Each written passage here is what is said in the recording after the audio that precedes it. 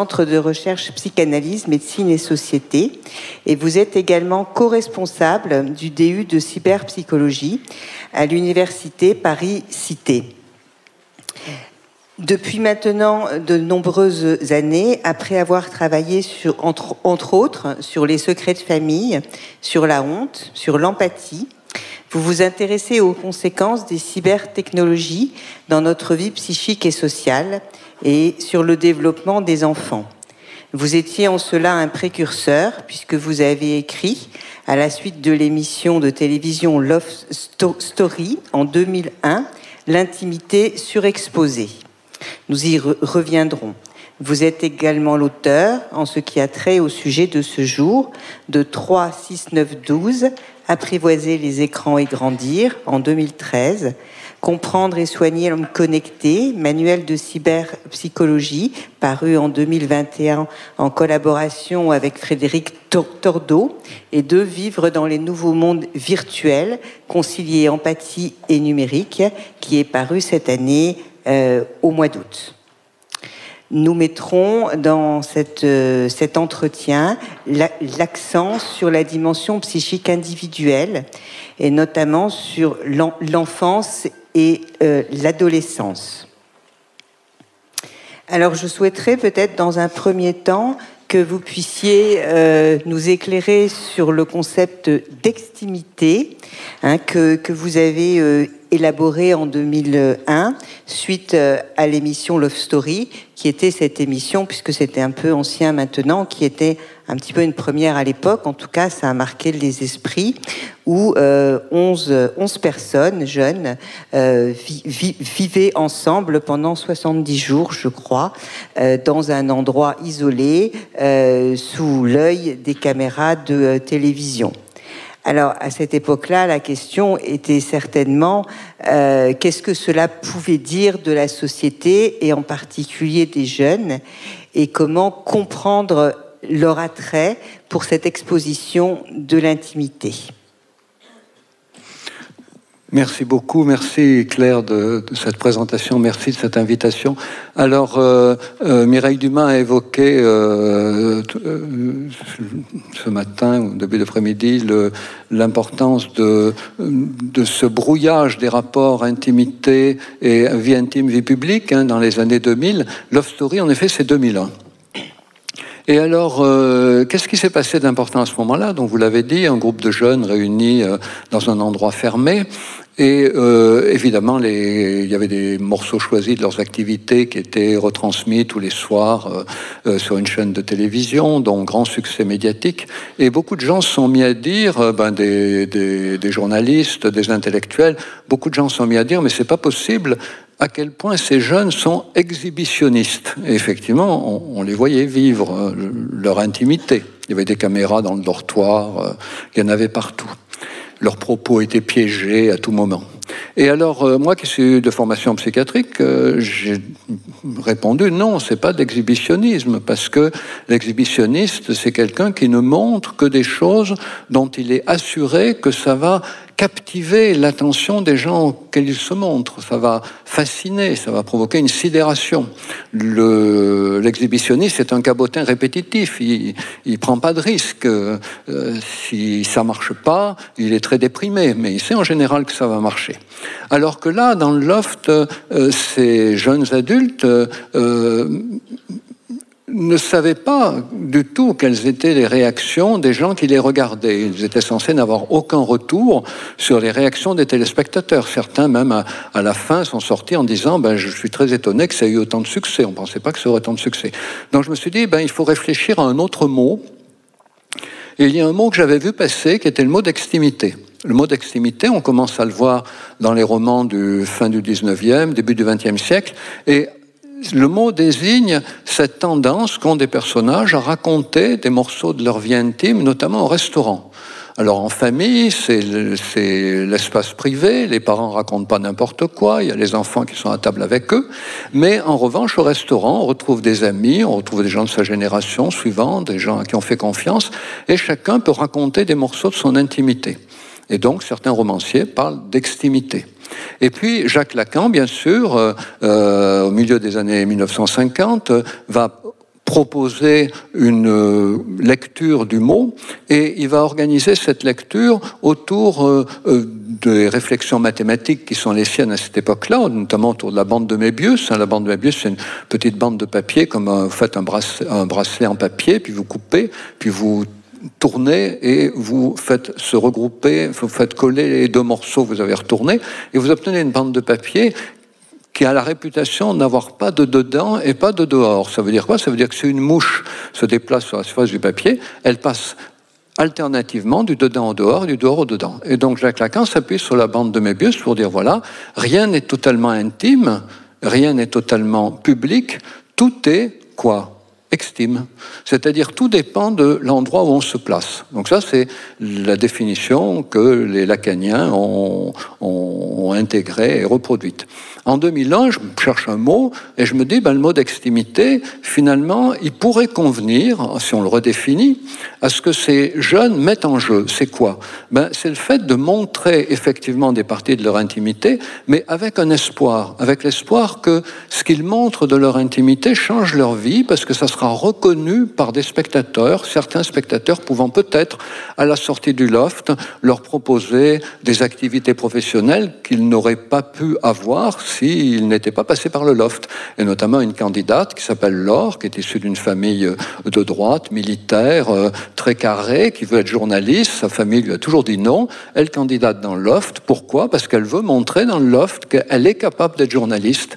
Et effectivement, quand elle sortira du loft, elle se verra offrir un poste de journaliste. Et donc l'idée que cette génération a envie de prendre à témoin de ses compétences d'autres personnes que l'entourage proche. Mes parents ne sont pas capables de reconnaître la valeur de la musique que je joue sur ma guitare. Mes parents ne sont pas capables de reconnaître les dessins que je fais. Pourquoi? Parce que mes parents n'ont aucune compétence en musique, aucune compétence en dessin. Ils ont beau m'aimer beaucoup, ils sont totalement incompétents pour en juger. Donc peut-être que par le média de la télévision, je vais pouvoir alerter des gens compétents sur mes compétences. Voilà. Et donc ça, c'est le désir d'extimité tel que je l'ai défini dans mon bouquin en 2001. Et vous voyez que c'est plus une définition topique, comme celle de Lacan en termes d'espace, c'est une définition dynamique. Et cette définition dynamique, je lui vois vite un avantage important, c'est de pouvoir faire en sorte que le concept d'intimité ne soit plus un concept orphelin. Concept orphelin, c'est quoi? C'est un concept auquel rien ne s'oppose. Il y a des concepts qui vont par paire, dedans, dehors, fermé, ouvert. Alors évidemment, ça peut être fermé un petit peu, ouvert un petit peu, mais enfin, il y a quand même deux concepts, et puis on peut définir des états intermédiaires. Concept orphelin, aliénation. Il n'y a pas d'opposé, il n'y a pas de concept opposé au mot d'aliénation. On peut dire la fin de l'aliénation, la désaliénation, mais il n'y a pas de concept opposé au mot aliénation. Donc, intimité, c'est un concept orphelin. Et donc, je me dis, c'est peut-être bien de proposer le mot d'extimité. Et on y voit tout de suite, j'y vois tout de suite un avantage, c'est de comprendre qu'en fait, le désir d'intimité, c'est-à-dire le désir de nous protéger des intrusions extérieures, de garder des choses pour soi, le désir d'intimité, si rien ne s'oppose à lui, eh bien, il aboutit à se refermer toujours plus sur soi-même. Écrire des livres, faire de la peinture, faire de la musique, et tout garder pour soi, dans un tiroir, dans un coffre, et jamais personne n'en saura rien. C'est-à-dire que le désir d'intimité, s'il est envisagé seul, aboutit pas forcément à se replier sur soi-même, à produire, mais en tout cas ne pas montrer ce qu'on produit. Alors, le désir d'extimité, c'est quoi? C'est le désir de prendre à témoin des gens autour de soi. Traditionnellement, c'était la famille, quand ça marchait, mais ça pouvait être des copains, et puis par la télévision, c'est les spectateurs, puis vous avez tous compris, avec Internet, ça va être la communauté entière des internautes.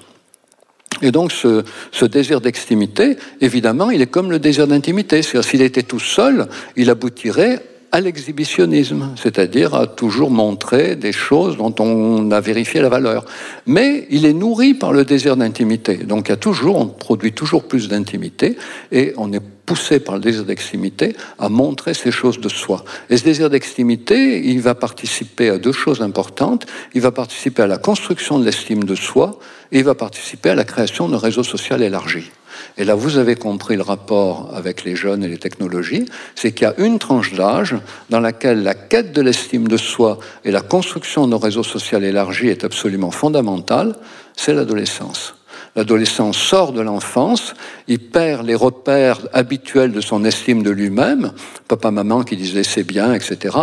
Et il est frotté à des copains qui peut-être vont pas toujours le reconnaître autant qu'il veut, donc il va falloir qu'il se trouve un public quand même, qu'il valorise, une communauté, et puis en même temps, il sent bien qu'il va devoir quitter sa famille un jour, et puisqu'il va quitter sa famille un jour, il faut qu'il se crée un réseau de gens sur lesquels il va peut-être pas pouvoir bien s'appuyer en réalité, mais il vit l'idée qu'il pourra s'appuyer sur eux. Vous savez, c'est les fameux friends, qui sont pas des amis, puisque le mot friends veut peut-être dire ami aux États-Unis, mais les jeunes qui ont eu des friends savent bien que c'était pas des vrais amis. Mais en revanche, on peut en avoir beaucoup parce que le jour où on va vouloir les solliciter pour quelque chose de concret, on s'aperçoit qu'on en a beaucoup moins.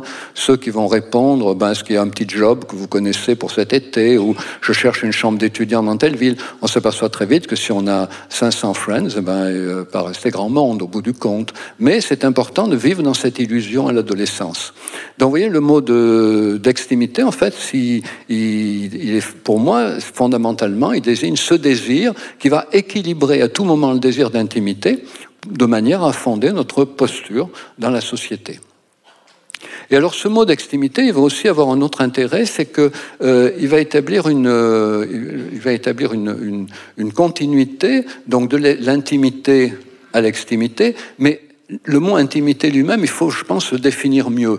C'est-à-dire, vous savez, dans les vieux dictionnaires, on trouve en fait que l'intimité recouvre deux choses, l'intime et l'intimité proprement dite. Alors, quelle est la différence? L'intime, c'est des choses de soi qu'on peut pressentir, mais dont on n'a pas une représentation nette.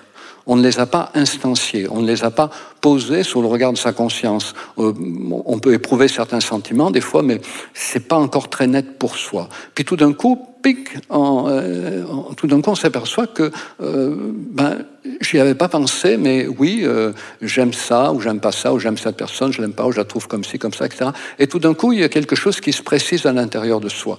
Et donc, ce passage de l'intime à l'intimité, c'est exactement la même logique que le passage de l'intimité à l'extimité. Vous voyez, il y a en fait un désir de rendre de l'ordre de l'intimité ce qui est d'abord de l'ordre de l'intime, un désir qui pousse à rendre de l'ordre de l'extimité ce qui est d'abord de l'ordre de l'intimité.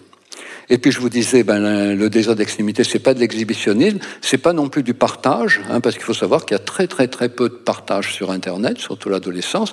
Chacun y court des risques, le risque de se montrer trop et d'être victime de harcèlement. Donc c'est rarement du partage, et donc c'est quand même ce désir permanent, d'asseoir son estime de soi de manière plus forte et c'est élargir son réseau social. Voilà, donc à peu près le désir d'extimité. Mais je voudrais dire encore un mot de l'adolescence, parce que on ne peut pas comprendre l'utilisation des réseaux sociaux et la surexposition de soi à l'adolescence si on ne prend pas en compte ce qu'est l'adolescence.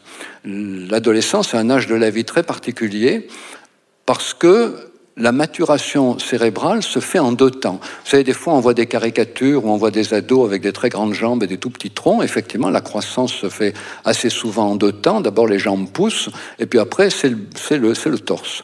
Eh bien, ça n'a rien à voir avec le développement du cerveau, mais c'est une image qui permet de comprendre que le cerveau se développe aussi en deux temps.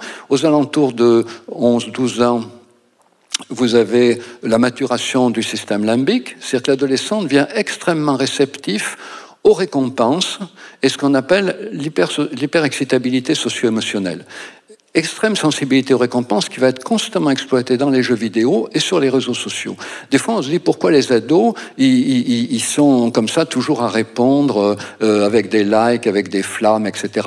Parce qu'ils ont cette hyper-réceptivité à la récompense qui est caractéristique de la maturation du système limbique aux alentours de 11-12 ans. Et puis, hypersensibilité, hyperexcitabilité socio-émotionnelle, ça veut dire qu'un ado tout seul, il peut à peu près se retenir de faire ce qu'il sait être trop con, mais deux ados ensemble, et plus encore s'il y en a 3 ou 4, ils sont incapables de se retenir. C'est-à-dire que c'est pas seulement la capacité de contrôler ses impulsions, c'est aussi le fait que la vie du groupe est prévalent sur la vie personnelle. Il suffit qu'un groupe pousse à quelque chose pour que l'ado, à cet âge-là, c'est-à-dire entre 12 et 16, 17, 18 ans, se trouve entraîné par son groupe. Et donc, je vous ai dit, le cerveau mature en 2 temps, parce qu'heureusement, il y a une deuxième maturation, c'est la maturation du système préfrontal, du cortex préfrontal, et ça arrive à peu près entre 17 et 25 ans. Voilà, on hésite à dire 25 ans, parce que ça fait un peu peur aux parents qui disent, là, il faut encore attendre que son cortex préfrontal arrive à maturation. Mais bon, ça commence vers 16-17 ans. Et puis, rassurez-vous, c'est énormément aidé par l'environnement.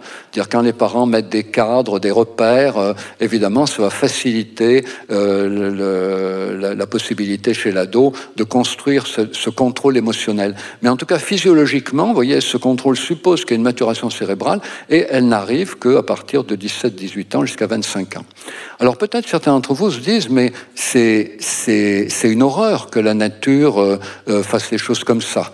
Vous savez, pendant longtemps, on disait Dieu a créé le corps humain, puis le diable a rajouté l'appendice, parce que c'était un truc qui nous paraissait vraiment y servir à rien, il fallait l'enlever. Bon, on sait aujourd'hui que l'appendice, en fait, ça sert à beaucoup de choses. C'est très positif. Bon, ben, cette période-là, cette période de toutes les conneries, hein, comme l'appellent les éducateurs, c'est incroyable ce qu'ils imaginent, et non seulement ils imaginent, mais ils le font. Voilà. Mais cette période de toutes les conneries, en fait, des études ont montré que c'est une étude d'extraordinaire créativité. Et comme toute créativité, ben, il y a beaucoup d'impasses, il y a beaucoup de fourvoiements, il y a beaucoup d'erreurs, mais il y a aussi beaucoup de créativité. Et vous savez qu'aujourd'hui, les principaux outils numériques dont nous disposons ont été mis au point par des gens très jeunes. Elon Musk avec PayPal, Steve Jobs, voilà, dans son garage, et toujours à 2 ou 3, Zuckerberg, toujours à quelques-uns, voilà, toujours des petits groupes qui ont mis au point des outils numériques aujourd'hui, mais des études d'ethnologie ont montré qu'en fait, l'évolution des techniques de chasse, l'évolution des techniques de pêche, ça a aussi été mis au point par des ados. Et puis après, les seniors perfectionnent. Voilà. Et donc, vous voyez, ce que nous avons observé par rapport aux technologies numériques, c'est pas propre au numérique. C'est propre au fait qu'il y a une caractéristique de l'ado, c'est pour ça qu'il faut être optimiste sur les ados, il y a une caractéristique de l'adolescence qui est d'écouter les adultes d'une oreille et d'en faire qu'à leur tête. Et ça, malgré tous les bugs qu'il peut y avoir, c'est une formidable opportunité pour une société de se renouveler. Moi, je dis toujours aux parents, écoutez vos ados dans tout ce qu'ils peuvent vous raconter, sollicitez-les pour vous parler du monde, des technologies telles qu'elles évoluent, etc. Parce que non seulement ils les connaissent bien, mais en plus, ils ont une extrême curiosité sur tout ça. Voilà. Donc, vous voyez, le désir d'extimité, il faut aussi le comprendre par rapport à cette période de l'adolescence. À ce moment de l'adolescence où il n'y a pas de contrôle, où il y a peu de contrôle des impulsions, il y a une grande réceptivité à l'environnement, une grande sensibilité à l'environnement, justement un très très fort désir, encore une fois, d'asseoir son estime de soi, développer son réseau relationnel. C'est pour ça que les ados s'engagent beaucoup plus dans les réseaux sociaux, et à cette période-là, beaucoup plus dans les jeux vidéo, à cette période-là, et puis après, ils régulent, voilà, parce qu'ils ont acquis le contrôle des impulsions. Merci.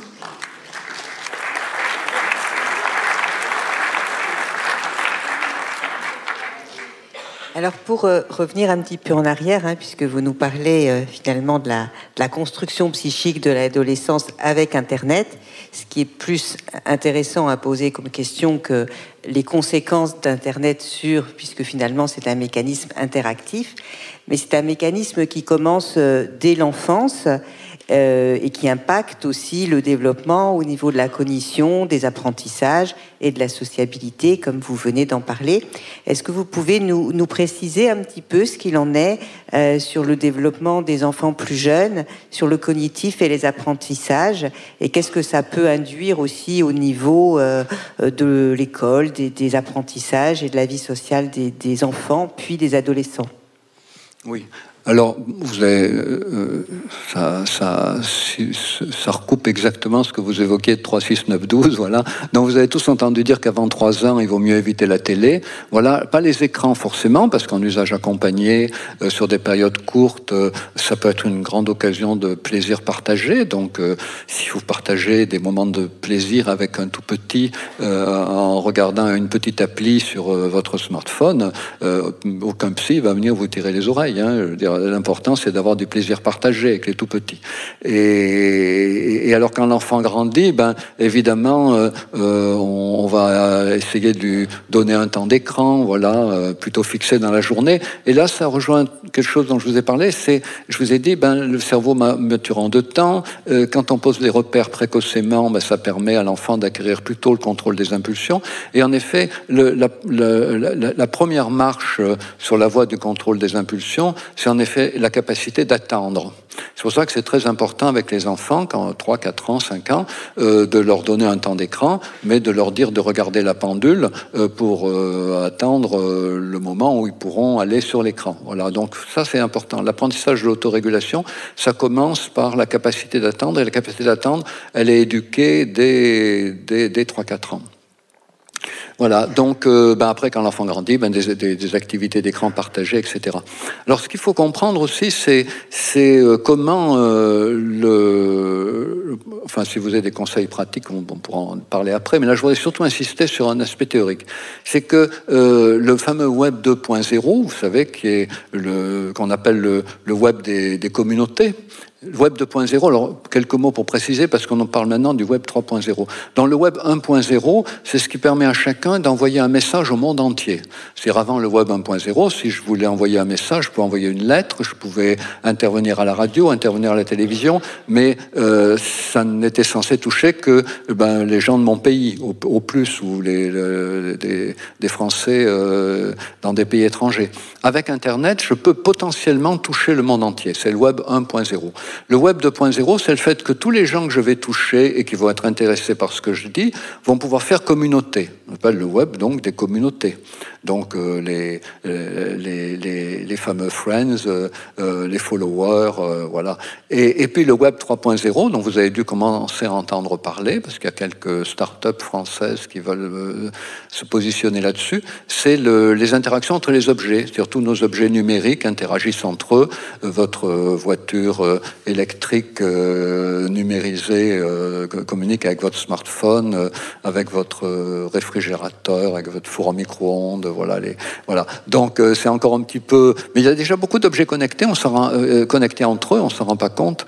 Des systèmes de protection d'appartement. Si quelqu'un force la porte, ça résonne sur votre smartphone.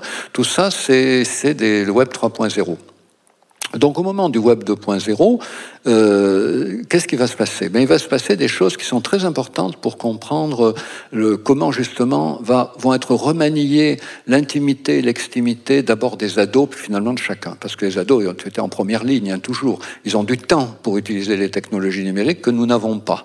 Donc raison de plus d'ailleurs pour leur demander conseil, parce qu'ils sont logés, nourris, blanchis, et donc c'est bien qu'ils payent leur quote-part à la vie familiale, et comme ils ont du temps pour aller sur les outils numériques, profitons-en, posons-leur des questions. Donc, qu'est-ce qui change avec le Web 2.0 ? Vous savez, c'est le modèle Wikipédia, ça a été évoqué, c'est-à-dire le fait que la construction des savoirs n'est plus seulement verticale, elle va se faire de façon horizontale. Bon, si la construction des savoirs est horizontale, chacun va mettre son grain de sel. Donc, c'est comme ça qu'on voit des gens assez ignorants d'un problème qui prétendent donner leur avis sur Wikipédia. Et donc, évidemment, ils peuvent parfois donner un avis très personnel, voire intime, voilà. Et donc, du coup, le modèle de fin de transmission verticale exclusive, développement de la transmission horizontale, ça favorise aussi le goût de participer au débat, à la construction collaborative, avec ce qu'il y a de mieux et ce qu'il y a de pire. Alors, d'ailleurs, ce qui est intéressant, c'est que parallèlement à ce désir de construction collaborative, vous avez sur les réseaux sociaux l'exaltation de l'individualité, être le premier, être le plus fort, être le mieux reconnu, avoir le plus de followers. Et ces deux logiques s'affrontent, hein. La logique collaborative, qui fonctionne aussi dans le système scolaire, entre élèves, hein, quand il y a un devoir un peu difficile, ils se téléphonent tous pour demander aux plus compétents. Et puis la logique logique d'être le meilleur, qui fonctionne à fond dans les classes prépa aux grandes écoles et dans les grandes écoles elles-mêmes. Et donc le problème, c'est que ces deux logiques qui s'affrontent autour d'Internet, mais il n'y en a qu'une seule souvent qui est valorisée dans le système scolaire, c'est la compétition. Donc ce qui explique que des enfants vont essayer d'échapper au monde de la compétition en allant dans les jeux vidéo collaboratifs. Et bien comprendre, le jeu vidéo collaboratif, c'est pas seulement un passe-temps, c'est un antidote au système scolaire, qui lui n'est axé que sur que sur le fait d'être le meilleur, avec le système Pronote que vous connaissez maintenant, voilà, et que tous les parents connaissent, qui est la hantise des enfants et des parents, pouvoir regarder ses notes en temps réel, comme on dit, mais c'est un cauchemar. Voilà. Et donc ça, heureusement qu'il y a les jeux vidéo pour permettre à des enfants de s'entraider, de se retrouver, de discuter de choses et d'autres, de s'assister mutuellement, de faire équipe pour combattre des monstres générés par l'ordinateur ou des équipes ennemies. Voilà. Donc, vous voyez, il y a l'aspect dans le Web 2.0, il y a l'aspect construction collaborative des savoirs, et puis il y a aussi l'aspect identité multiple, parce qu'avec le Web 2.0, il y a eu la possibilité d'incarner dans des jeux en réseau plusieurs personnages, donc une relation à l'identité différente, qui n'est qu'au début, parce qu'on va voir exploser les métavers. Et la question de l'intimité va être cruciale avec les métavers, pour deux raisons. Hein, je vais vite, mais pour deux raisons. La première, c'est que vous allez vous créer un avatar, mais est-ce que vous allez le créer à l'image de votre vie publique, c'est-à-dire quelqu'un qui vous ressemble, comme le propose Zuckerberg sur son réseau Meta, ou est-ce que vous allez le construire à l'image de votre imagination? J'ai envie d'être un chevalier, je vais construire mon image de chevalier, j'ai envie d'être Tarzan, voilà, ou j'ai envie d'être Dark Vador, voilà. Et donc, comment vous allez gérer votre intimité dans la construction de votre avatar? Et puis, ça a un autre aspect, c'est que les plateformes se préparent déjà à augmenter la capture de vos données en fonction de l'avatar que vous choisirez, en fonction de son vêtement, en fonction de sa race, en fonction de sa couleur, en fonction de son sexe, en fonction de ses gestes, de ses attitudes, de ses mimiques privilégiées. Vous ne serez pas seulement piégé par les endroits où vous allez, par les échanges que vous avez avec des proches, par tout ce que vos proches mettent sur vous, qui éclaire aussi les plateformes sur vous. Des nouveaux algorithmes se préparent pour comprendre votre vie intime. Et je ne dis pas seulement votre intimité, mais votre vie intime, même dans ce qu'elle peut avoir de caché à vous-même, par la puissance des algorithmes, de façon à ce que les plateformes puissent même, vous savez, c'est le rêve d'Amazon, anticiper vos désirs. Vous proposez tout d'un truc un truc dont vous vous dites « Ah, mais incroyable qu'on me le propose, j'y avais pas pensé, c'est exactement ce que je veux ». Alors, oui, l'intimité n'en est qu'au début de ces bouleversements, hein, avec les métavers vont rajouter une couche énorme, vont rajouter une complexité inouïe à la fois dans la manière dont on va se construire et la manière dont tout ce dont témoigne la construction de nos avatars va être exploité par les plateformes à notre insu et aussi à l'insu des algorithmes qui vont traiter notre représentation de nous-mêmes et puis même à l'insu de ce qu'ils vont peut-être comprendre de nous-mêmes que nous ne connaissons pas nous-mêmes. Et puis le troisième domaine qui a été bouleversé par le Web 2.0, c'est les formes de sociabilité. Ça aussi, ça a des conséquences sur l'intimité. Les formes de sociabilité, ça veut dire qu'aujourd'hui, la sociabilité ne se construit plus par proximité physique. Vous savez, pendant très longtemps, la sociabilité, c'était les gens très proches, le cercle familial, et puis la famille de plus en plus élargie, et puis encore plus loin, des amis qu'on pouvait voir de temps en temps, ou qu'on pouvait inviter dans des fêtes. Alors aujourd'hui, la sociabilité, elle se définit par centre d'intérêt partagé. On en discutait à déjeuner, c'est classique, une famille arrive, le père, la mère, l'enfant, et ils s'assoient, ils sortent chacun leur smartphone ou leur tablette, et pendant tout le voyage, ils restent dessus. Est-ce que ça veut dire qu'ils sont tous seuls? Pas du tout. Pas du tout.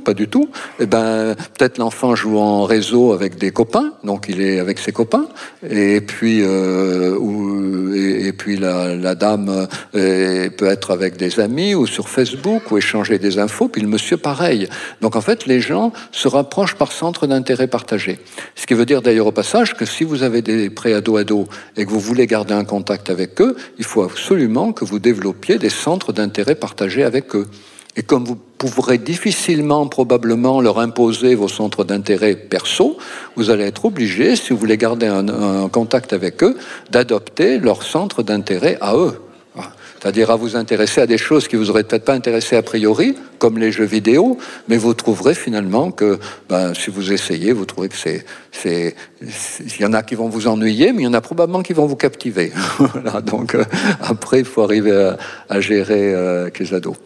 Voilà, donc ça c'est les grands bouleversements, vous voyez, déjà du web 2.0, et puis aujourd'hui, il s'y ajoute beaucoup d'inquiétudes, comme j'ai évoqué, sur le fait que des algorithmes de plus en plus puissants nous connaissent de mieux en mieux, nous rapprochent de gens qui sont censés nous ressembler, au point que des fois on tourne en rond dans des chambres d'écho, comme on les appelle, hein, voilà, où les propos de chacun répondent aux propos de chacun des autres, de telle façon qu'on a l'impression d'être tous d'accord et qu'on finit par oublier qu'il y aurait d'autres points de vue possibles. Là, je crois que les parents sont souvent inquiets de la question de l'ado et des réseaux sociaux. Déjà parce que c'est un âge où finalement l'adolescent peut partager, mais c'est quand même son monde intime, hein, ses relations au travers des réseaux sociaux. Et moi, finalement, je vois beaucoup de parents dans la pratique et d'adolescents aussi qui sont assez préoccupés par les questions de cyberharcèlement. Je pense que c'est important que vous puissiez en parler un peu. Oui, alors moi j'appelle ça la question des responsabilités. C'est-à-dire que dès qu'on évoque le harcèlement, on se dit il y a des enfants qui sont harceleurs, il y a des enfants qui sont harcelés. En fait, déjà, il faut savoir que tous les enfants harceleurs sont dans un autre espace que là où ils sont harceleurs des enfants harcelés, ou alors ils ont été par le passé des enfants harcelés. C'est assez fréquent que des enfants qui sont harceleurs dans le cadre scolaire soient harcelés dans le milieu familial, ou l'inverse, un enfant harcelé dans le milieu scolaire et qui va harceler un frère, une sœur, un cousin, une cousine dans la sphère familiale. Donc déjà, il faut casser cette logique harceleur-harcelé. Et c'est pour ça que moi, entre autres choses, j'ai mis au point une activité qu'on développe beaucoup avec l'éducation nationale, dans le cadre d'un programme qui s'appelle phare, notamment, sur une activité que j'appelle le jeu des trois figures, qui est centré sur la figure de l'agresseur, de la victime et du témoin, et du tiers, le tiers pour être témoin, redresseur de tort ou sauveteur. Et donc, autour de cette dynamique harceleur-harcelé, il faut comprendre quelles sont les responsabilités. Alors, comme j'évoquais, souvent on dit c'est des enfants. Voilà, des enfants qui sont... Non, encore une fois, c'est plus compliqué que ça. Alors moi, je vois quatre grandes responsabilités. Première responsabilité, c'est les quiproquos d'Internet. Internet est une machine à fabriquer des quiproquos. Pour vous le dire rapidement, ça fait depuis une dizaine d'années, j'ai été sollicité par beaucoup d'établissements scolaires, des directeurs qui me disent la chose suivante. Monsieur Tisserand, il faut nous aider. Je dis pourquoi ? Ils me disent parce que le vendredi, les lycéens se quittent bons amis, et le lundi, quand ils se retrouvent, ils se tapent sur la gueule. Alors, on aimerait bien comprendre pourquoi. C'est assez facile à comprendre, hélas. C'est que quand ils interagissent toute la semaine jusqu'au vendredi, ils interagissent en situation de rencontre réelle. Éventuellement, sitôt la classe finie, ils se retrouvent dans les jeux vidéo, sur les réseaux sociaux, sur leur smartphone, mais ils ont quand même eu toute cette journée ensemble, et puis le lendemain, ils retournent se retrouver en présence physique. Le week-end, qu'est-ce qui se passe ? Il va se passer qu'ils vont continuer à interagir, mais uniquement avec les outils numériques. Alors, vous allez me dire, pourquoi ils ne vont pas se retrouver ensemble ? La réponse est là, elle est simple, parce qu'il y a de moins en moins d'endroits où les ados peuvent se retrouver. Tout a été bétonné quasiment. C'est terrible. Pourquoi, vous allez me dire ? Parce que les ados ne votent pas. Dès qu'il y a un petit jardin qui est créé, il y a 3 bancs pour les vieillards parce qu'ils votent encore, et il y a un bac à sable pour les mamans qui ont eu un bébé parce qu'elles votent. Mais rien pour les ados qui ne votent pas. Et donc, du coup, il n'y a pas d'espace où les ados peuvent se retrouver, sauf exception. Il y en a beaucoup moins que par le passé. Tous les sociologues de la ville l'ont dit. Les villes se bétonnent à mort. Il n'y a pas d'endroit pour les ados. Donc, ils vont interagir via les réseaux sociaux du vendredi soir au lundi matin, y compris la nuit, puisque 80% ont leur smartphone sous leur oreiller. Qu'est-ce qui va se passer quand ils vont interagir via les outils numériques ? Ils vont D'abord, ne jamais être sûr de se comprendre vraiment, parce que quand on discute en présence physique, on a les mimiques, les postures, les attitudes du corps, ce qu'on appelle les résonances corporelles. Si je croise mes jambes et que mon interlocuteur croise ses jambes, ça crée une situation de confiance. Si j'appuie ma tête sur mon poing, mon interlocuteur pareil, ça crée des résonances corporelles qui stimulent la confiance mutuelle. On connaît bien ça aujourd'hui parce qu'il y a des fabricants de robots qui veulent faire pareil avec les robots pour que les robots nous imitent et que ça augmente la confiance que nous avons en eux. Donc toutes ces recherches sont relancées aujourd'hui par la robotique, bien qu'elles soient assez anciennes. Et donc, en présence physique, on accommode constamment ce qu'on dit en fonction des réactions visibles de l'interlocuteur. Si je commence à parler d'un copain pour dire que c'est un con, dès que je prononce son nom, je vois mon interlocuteur qui sourit d'un air bienveillant, je vais quand même raboter un peu ce que j'ai envie de lui dire pour tester son avis, pour pas ouvrir un conflit. Vous interagissez via les outils numériques, tout ça n'existe pas. C'est-à-dire vous êtes constamment à dire trop, ou alors à pas à dire assez, et votre interlocuteur trouve que vous voulez vous mouiller, il vous pousse dans vos retranchements, et petit à petit des choses dégénèrent, et certains vont bien sûr trouver des formules assassines, mais d'autres vont manquer de mots. Et puis ceux qui ont manqué de mots le samedi et le dimanche vont essayer de rattraper leur cause avec leur force physique le lundi matin. Et donc c'est comme ça que des gens qui se quittent bons copains le vendredi soir se tapent sur la gueule le lundi matin. Donc sa première responsabilité, c'est la logique des plateformes, la logique des réseaux sociaux, c'est les machines à fabriquer des quiproquos. La deuxième responsabilité, on ne l'évoque pas suffisamment, c'est les inégalités sociales. C'est les travaux de Dominique Cardon, on sait bien que des enfants qui passent le même nombre d'heures sur les outils numériques n'en font pas le même usage selon leur origine sociale, que les enfants de milieux sociaux favorisés sont beaucoup mieux accompagnés pour découvrir les pièges des outils numériques et puis pour les déjouer, et puis ils sont accompagnés dans leurs premières interactions, voilà. Donc une grosse inégalité sociale qui fait que certains enfants sont totalement ignorants de cette machine à quiproquo qu'est Internet, alors que d'autres en sont informés. Donc les inégalités sociales, je ne sais pas si on en a beaucoup parlé, mais c'est vraiment capital dans la façon dont certains enfants vont surexposer leur intimité, physique notamment, avec le risque d'être soumis au harcèlement, parce qu'ils n'ont pas de mots pour la dire. Et dans les échanges entre enfants de milieux défavorisés, très vite on voit que les mots manquent et les réseaux sociaux sont pauvres en variété professionnelle. Parce que si vous avez un père médecin-chef de service, vous avez toutes les chances d'avoir dans votre famille un notaire, un avocat, un homme d'affaires. Si votre père est tourneur chez Renault, vous avez toutes les chances d'avoir dans votre réseau social des enfants de caristes, de tourneurs, voilà. Et donc du coup, le milieu social est beaucoup plus pauvre, le réseau social est beaucoup plus pauvre chez les enfants de milieux défavorisés, les échanges sont plus difficiles, sont plus laborieux, la tentation de surexposer le corps est beaucoup plus présente, et dès que le corps est impliqué, le harcèlement menace, beaucoup plus facilement. Donc, vous voyez, il y a aussi les inégalités sociales. Troisième chose, c'est les fragilités psychiques. Ça aussi, on n'en parle pas suffisamment, mais il a été largement montré que les enfants qui surexposent leur intimité sur les réseaux sociaux sont très souvent des enfants qui sont en souffrance de reconnaissance. Ils ont l'impression qu'ils ne sont pas reconnus à leur juste valeur.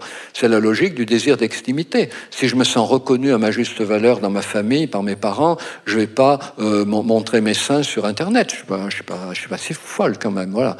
Donc, en revanche, si j'ai l'impression que, quel que soit ce que je fasse, mes parents trouveront que j'ai jamais une note assez bonne, que si je fais la cuisine, je devrais faire la vaisselle en plus, qu'en plus je vais trop cuire le gâteau. Et si mes parents sont jamais contents de ce que je fais, qu'est-ce que je vais faire dès que je vais avoir accès aux réseaux sociaux? Je vais me surexposer. Et puis, en cas de maltraitance, pire encore. Parce que si vous êtes maltraité dans votre famille, vous percevez comme un enfant maltraité, dès que vous allez avoir accès aux réseaux sociaux, vous allez imposer à d'autres sous une forme ou sous une autre ce que vous avez l'impression d'avoir subi pour vérifier que les autres souffrent autant que vous.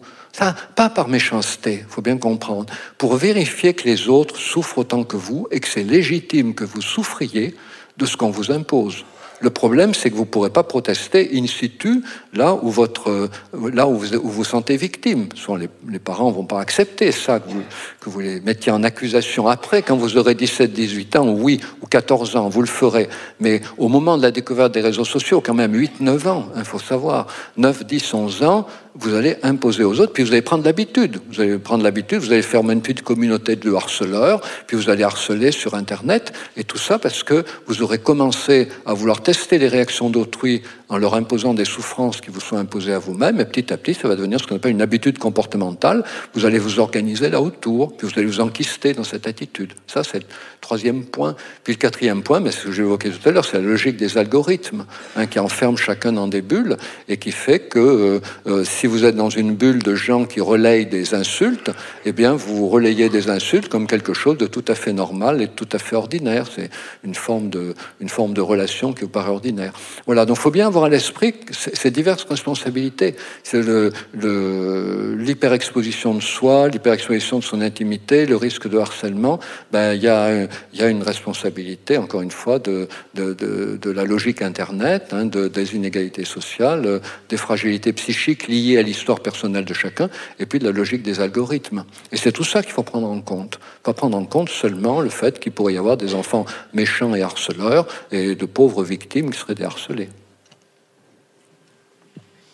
Voilà, je pense que ça nous ouvre bien des questionnements. Mais je pense que le moment est venu que vous puissiez poser également vos questions. Donc, je ne sais pas si quelqu'un veut se lancer.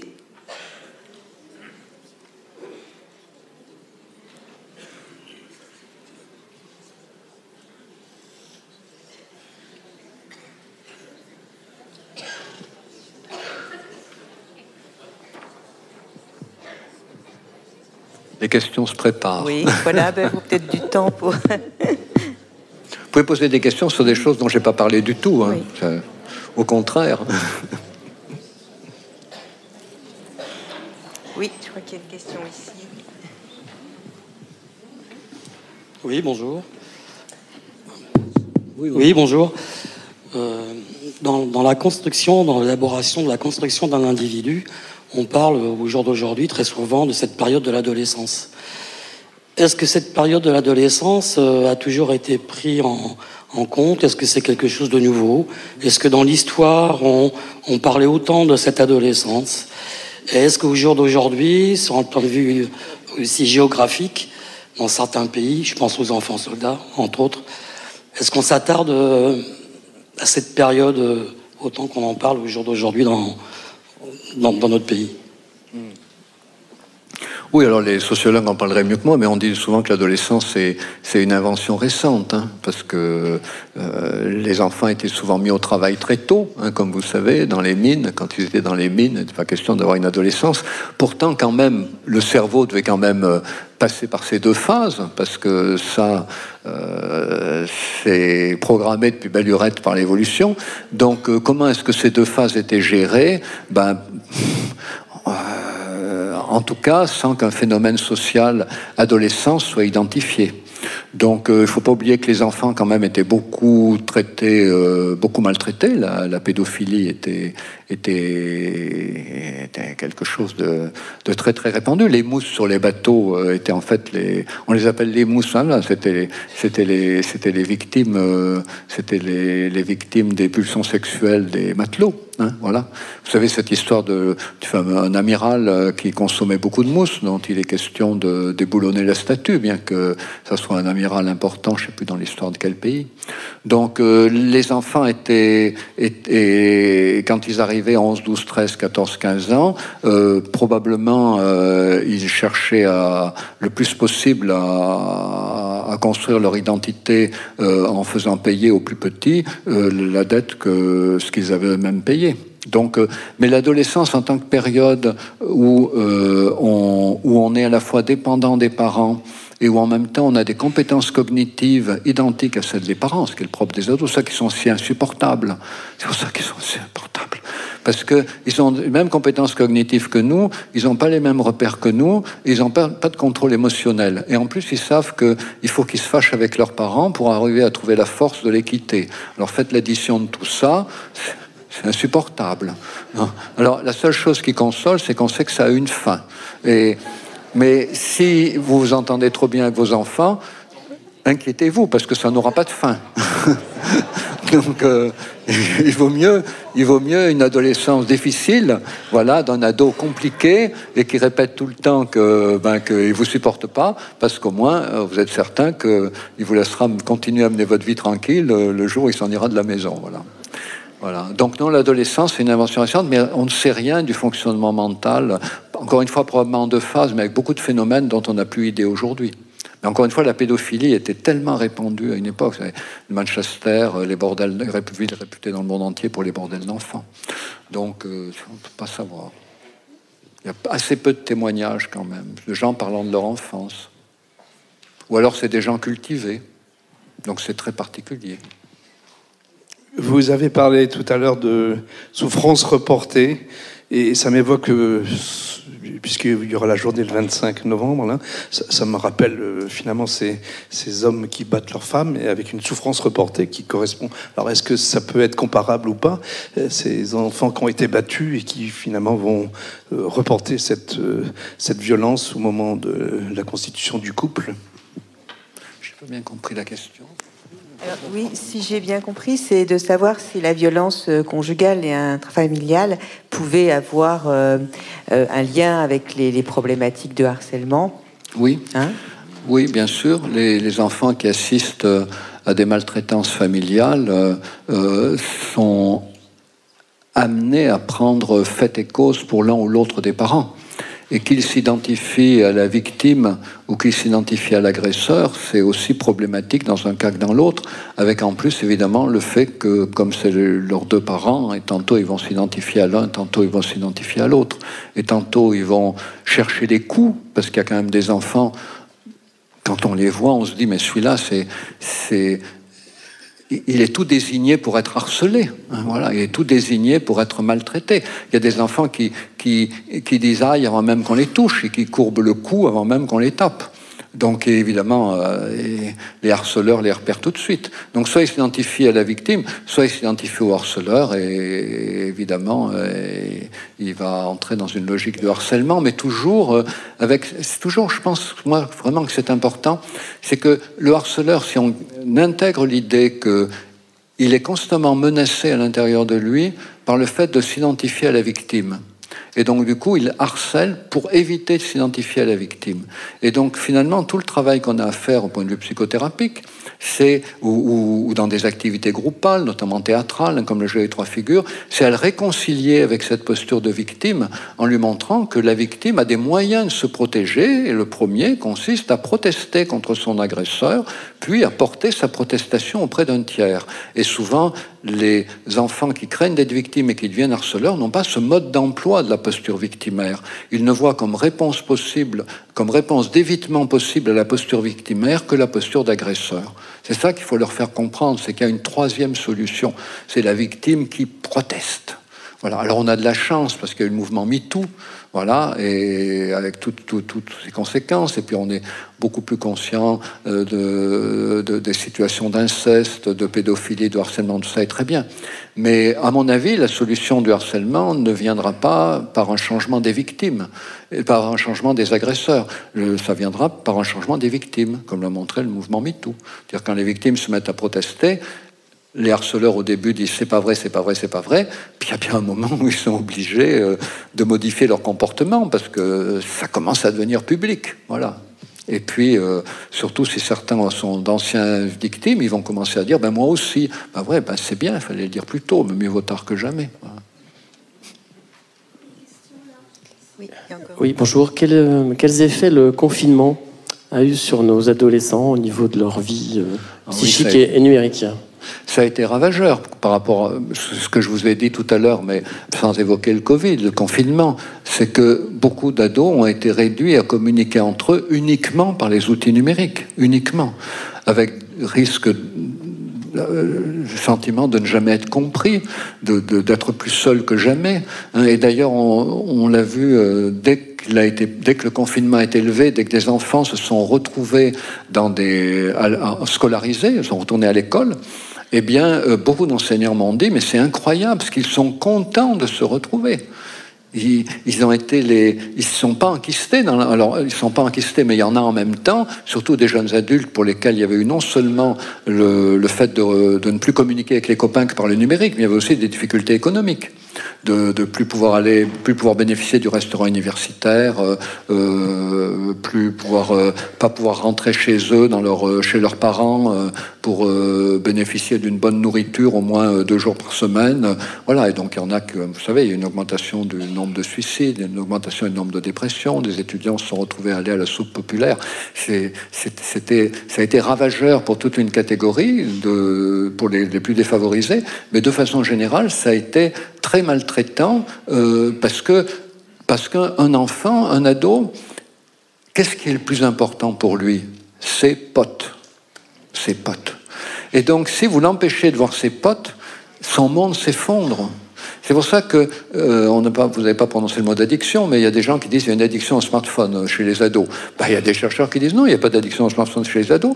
L'ado, pour la raison que je vous ai dite, maturation du cerveau en 2 temps, hypersensibilité socio-émotionnelle, il est accro à ses potes. Il a une addiction à ses potes. Et donc, le smartphone, c'est seulement l'outil qui lui permet de rester en contact avec ses potes. Mais s'il est en contact avec ses potes, il a beaucoup moins besoin du smartphone. Alors, vous allez me dire, il y en a qui sont alignés les uns à côté des autres, qui ont tous leur smartphone. Oui, mais quand vous vous intéressez à ce qu'ils font, vous apercevez que des fois, ils interagissent entre eux. Seulement, ils interagissent entre eux de telle façon que vous pouvez tendre l'oreille, vous n'entendrez rien. Vous pouvez être à 1 mètre, ils peuvent raconter les pires choses sur vous, vous ne le saurez pas. Ils sont en train ils rigolent, ils vous regardent, ils rigolent, ils échangent entre eux. C'est pas parce qu'ils sont chacun sur leur smartphone qu'ils sont tous seuls. Non. Et il y a même des familles qui ont 2 enfants ou 3 enfants, les 3 avant, ils se mettent à l'arrière, chacun sur leur smartphone, les parents ne les entendent pas. Mais en fait, qu'est-ce qu'ils font? Ils échangent plein de choses sur les parents. Et donc ça a été ravageur parce qu'on a besoin, si vous voulez, il a été montré que la communication via les outils numériques renforce les amitiés, renforce les liens, mais à condition qu'il y ait une alternance entre la présence physique et la présence via les outils numériques. C'est cette alternance qui est structurante. Il a été montré, par exemple, que les enfants qui jouent à des jeux vidéo 2 heures par jour, ils vont plutôt mieux que ceux qui n'y jouent pas. Mais à condition qu'ils retrouvent leurs camarades avec lesquels ils jouent la journée. Ils les retrouvent à l'école, ils jouent avec eux le soir, ils retrouvent à l'école. C'est cette alternance, vous voyez, c'est comme le télétravail. Vous savez, les spécialistes du télétravail ont fixé à 2 jours de télétravail par semaine, c'est la dose idéale. Pourquoi? Parce qu'il faut garder l'alternance. Pendant le confinement, il n'y a plus d'alternance. C'est ça qui a été dramatique. Encore une question, une dernière, madame. Vous avez dit que des algorithmes pouvaient deviner, voire pressentir des désirs. Alors, est-ce qu'ils vont jusqu'au préconscient, à l'inconscient? Enfin, où plongent-ils, ces algorithmes? Est-ce qu'on aurait déjà formulé quelque chose comme ce qu'on peut formuler sous hypnose, mais qui n'est pas franchement formulé? Oui, alors le but des algorithmes, c'est pas de regrouper les gens par affinité, c'est pas de faire en sorte que les gens durcissent leur position politique ou leur soutien à telle ou telle personnalité nationale. Le but des algorithmes, c'est d'augmenter les profits des plateformes. Mais Dominique Bouly a bien parlé de la captologie. La captologie, c'est l'idée que pour augmenter les profits des plateformes, il va falloir augmenter le trafic. Et il a été montré que lorsque des personnes ont l'impression de partager de façon très forte des préférences, par exemple préférence pour un parti politique ou pour une certaine vision de l'histoire ou pour un groupe de sport, il a été montré que quand des gens ont l'impression de partager quelque chose d'important pour eux, ils vont avoir beaucoup plus tendance à échanger des informations sur des choses relativement anodines. Parler des recettes de cuisine qu'ils pratiquent, des séries télé qu'ils regardent, des musiques qu'ils choisissent. Et donc, du coup, tout ça augmente le trafic. Donc, si vous voulez, les plateformes enferment les gens dans des bulles pour augmenter le trafic. Mais dans le cas de ce que je vous disais, des algorithmes nouveaux... Il s'agissait de deviner. Pardon ? Vous aviez évoqué la capacité des algorithmes de deviner. Oui, absolument. J'y arrivais. Et donc, ce que je disais, c'est que les algorithmes aujourd'hui ne s'intéressent qu'à vos comportements. ils peuvent pas s'intéresser. Ils s'intéressent à vos comportements. Si vous avez des comportements d'achat, par exemple, si vous consultez 3 hôtels en Grèce, c'est comportement. Donc après, il va vous fournir plein d'hôtels en Grèce, vous mettre en lien avec peut-être des gens qui connaissent le pays et tout. Mais les algorithmes qui pourraient deviner, mais je pense c'est une hypothèse, mais c'est l'intérêt quand même. Enfin, il y a des gens qui y travaillent. C'est l'idée que en vous choisissant un avatar, vous allez dire beaucoup plus de choses de vous que ce que vous n'en dites à travers vos comportements. C'est-à-dire vous allez construire une image publique de vous qui va être qui va non seulement consister dans une représentation statique, mais aussi petit à petit dans les métavers, vous pourrez choisir la manière dont vous riez, la manière dont vous bougez, la manière dont vous marchez. Et l'idée, c'est que tout ça permettent à des algorithmes de cerner un profil à partir de choses de vous dont vous ignorez même la nature, parce que on ne sait pas comment on marche, hein, chacun. On regarde des gens marcher, on voit que tout le monde marche un peu différemment, mais on ne sait pas vraiment comment on marche, parce que quand on se regarde dans la glace, on ne marche pas. Donc voilà. Donc on a chacun une manière de bouger, de parler, les mains, les yeux, etc. Voilà. Moi, je bouge beaucoup les mains. Voilà. Quand j'ai un micro, j'en bouge qu'une, mais je tiens toujours le micro de la main droite. Donc je suis droitier déjà, ça éclaire, vous voyez. Donc voilà, l'idée qu'avec les métavers, il va y avoir toute une nouvelle catégorie d'informations que très probablement, je ne sais pas comment il pourra en être autrement, des algorithmes nouveaux vont tenter de déchiffrer. Et donc, ce sera des algorithmes qui changeront à mieux connaître nos désirs secrets. Voilà. Si je m'habille plutôt de façon féminine sans même m'en rendre compte, mais que les algorithmes arrivent à repérer que c'est plutôt de façon féminine par rapport à une comparaison statistique, les algorithmes en déduiront peut-être que j'aurais envie d'être une femme, même si dans mon esprit c'est pas clair et que ma façon de m'habiller est très masculine. Donc, c'est l'idée qu'il y aura toute une nouvelle collecte de données qui va être possible, dont il faudra être conscient. Voilà. Et si vous voulez, le problème, c'est qu'on ne peut pas empêcher ça, mais par contre, on peut faire en sorte que les nouvelles générations soient éduquées avec l'idée que tout ce que nous faisons, tout ce que nous disons, la façon dont nous nous déplaçons, l'endroit où nous habitons, on est tous géolocalisés. La géolocalisation, ça donne une indication sur l'origine sociale, hein, parce que les appartements sont leur endroit, c'est pas les mêmes couches sociales qui y habitent. Donc, selon qu'on fait beaucoup de pas dans son appartement ou peu de pas, ça indique qu'il est petit ou il est grand. Donc, il y a beaucoup d'informations déjà qui sont collectées, qui nous échappent complètement. Mais il y aura une nouvelle source de collecte. Ça sera le grand enjeu du XXIe siècle. Alors, on parlait encore un mot, parce qu'on disait tout à l'heure dans la table ronde, comment se protéger de ça. Et on disait, on ne peut pas se cacher. S'il y a une manière de se cacher, les Américains l'ont formulé par la formule « se cacher en pleine lumière ». Comment vous allez faire pour vous cacher sous un projecteur ? Vous ne pouvez pas vous mettre dans l'obscurité. Il n'y a pas d'obscurité sur Internet. Où que vous soyez, vous êtes vu, vous êtes identifié, vous êtes piégé. Alors en revanche, vous pouvez vous cacher en pleine lumière en développant des identités multiples. C'est la seule façon de vous cacher.